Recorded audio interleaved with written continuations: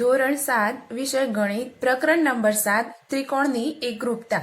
તો હવે આપણે ત્રિકોણની એકરૂપતા વિશે જોઈશું। તો એકરૂપતા એટલે શું?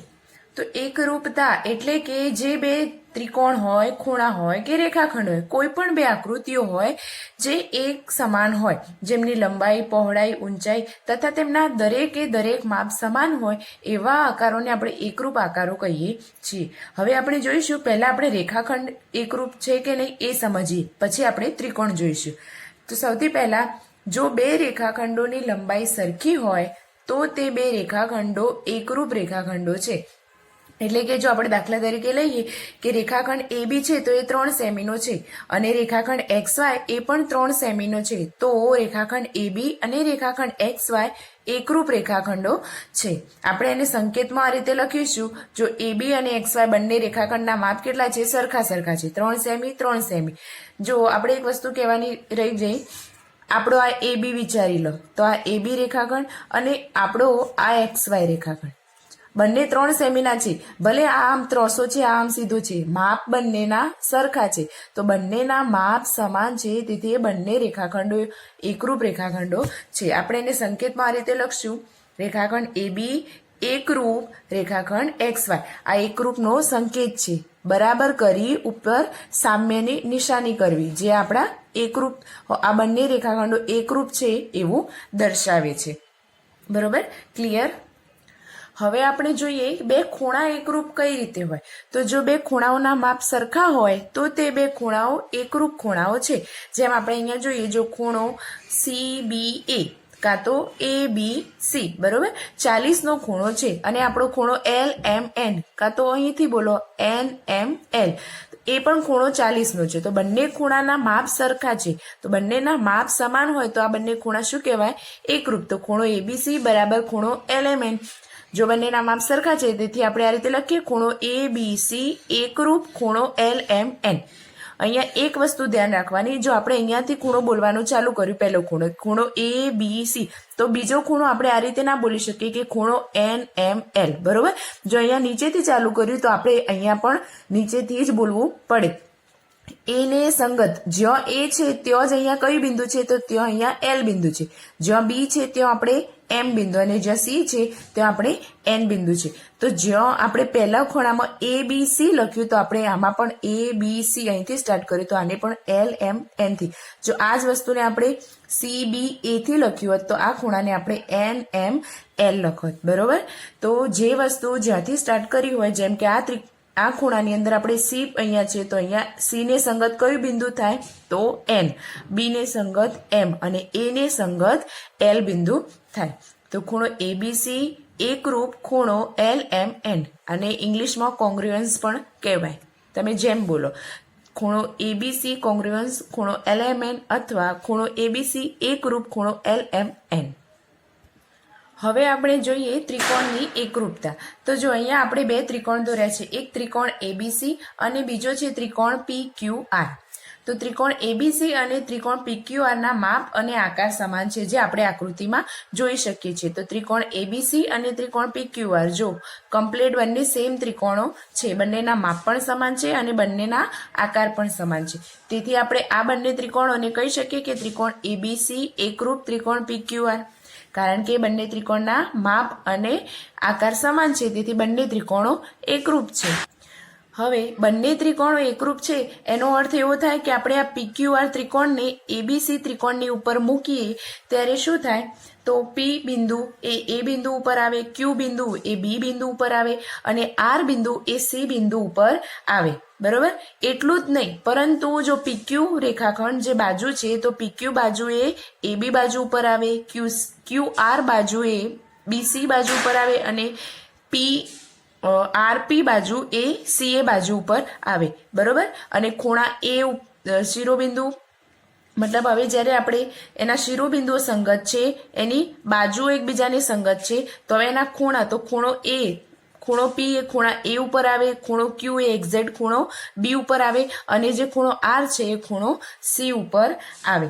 એટલે કે જ્યારે જો આપેલી સંગતતા માટે બે ત્રિકોણો એકરૂપ હોય તો તેના સંગત ભાગ એટલે કે એમના ખૂણા અને બાજુઓ જે એકબીજા સાથે મળતા આવે એ સમાન હોય, અને એમ સમાન હોય તો આ બે ત્રિકોણોમાં શું થાય, જો હવે આપણે સમાન હોય એટલે એક બે ત્રિકોણો શું થાય, એકબીજાના એકરૂપ ત્રિકોણો છે. હવે એકરૂપ ત્રિકોણ થવા માટે સંગત શિરોબિંદુઓ, સંગત શિરોબિંદુ એટલે જો એ ને સંગત શિરોબિંદુ કયું કહેવાય, પી, બી ને સંગત શિરોબિંદુ ક્યુ અને સી ને સંગત શિરોબિંદુ આર કહેવાય. તો આપણે એના સંગત શિરોબિંદુ, સંગત બાજુ તથા સંગત ખૂણાઓ લખીએ પહેલા.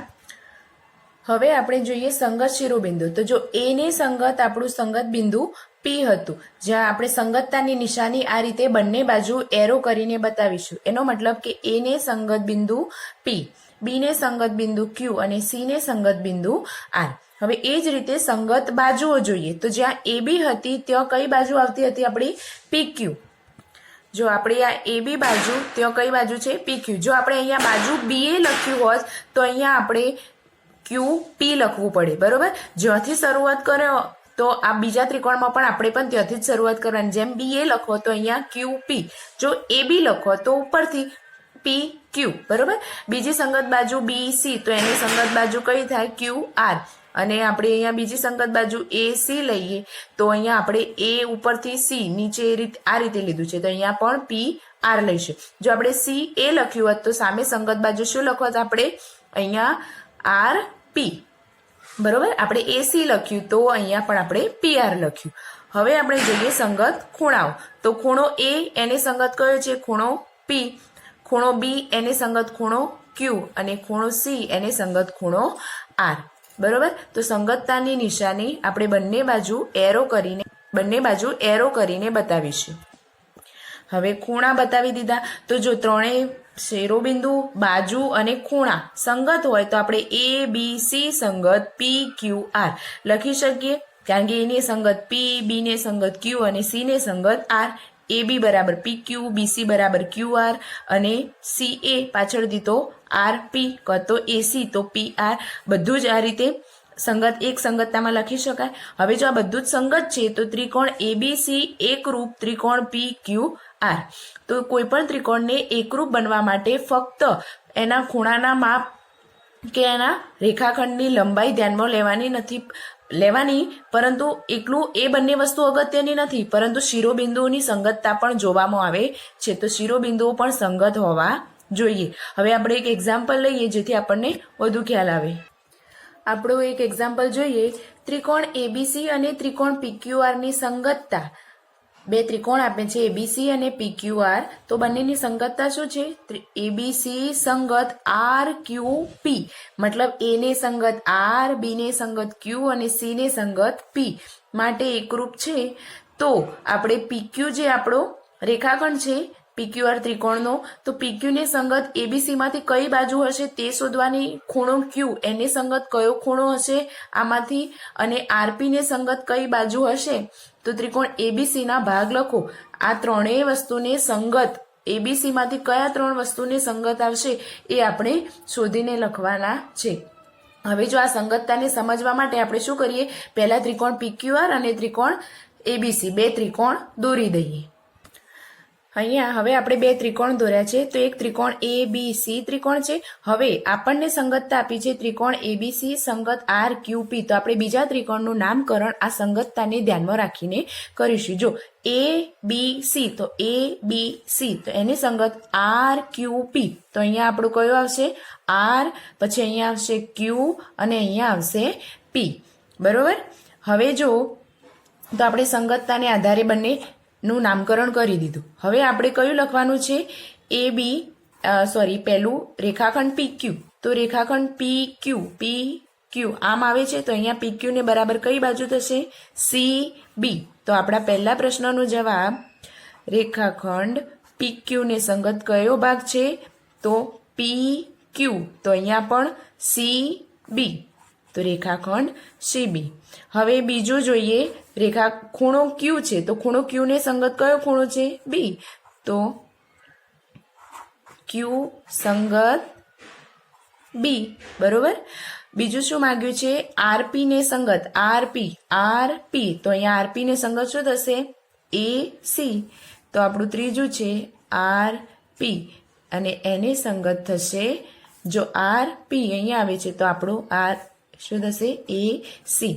તો આ ત્રણેયની આપણને સંગતતા મળી ગઈ. આ ખૂણા છે તો આગળ આપણે ખૂણાની નિશાની કરી દઈશું. હવે જો આપણી બુકની અંદર ત્રિકોણ ABC આ રીતે દોરે છે, પણ ત્રિકોણ PQR એ ઊંધો દોરેલો છે આ રીતે, તો કઈ વાંધો નહીં. જેમ જ્યાં મોટી બાજુ હોય એ રીતે આપણને એટલો તો ખ્યાલ આવે ને કે હા અહીંયા આ બાજુ છે, અહીંયા આનું આ બિંદુ છે, બરોબર. તો ત્રિકોણ ભલે આડો અવળો ઊંધો સીધો ગમે તેમ દોર્યો હોય, આપણે તો એના માપ અને એની ખૂણા, એના શિરોબિંદુ અને એની બાજુ ઉપર જ ધ્યાન ફોકસ કરવાનું. તો જ આપણે જોવાનું કે બે ત્રિકોણો એકરૂપ છે, બરોબર. તો હવે આ રીતે જો સંગતતા આપેલી હોય તો એના આધારે તમને બીજા સંગત બિંદુ કે સંગત બાજુઓ શોધવાનું કે તો તમે ઇઝીલી શોધી શકો છો. ઓકે.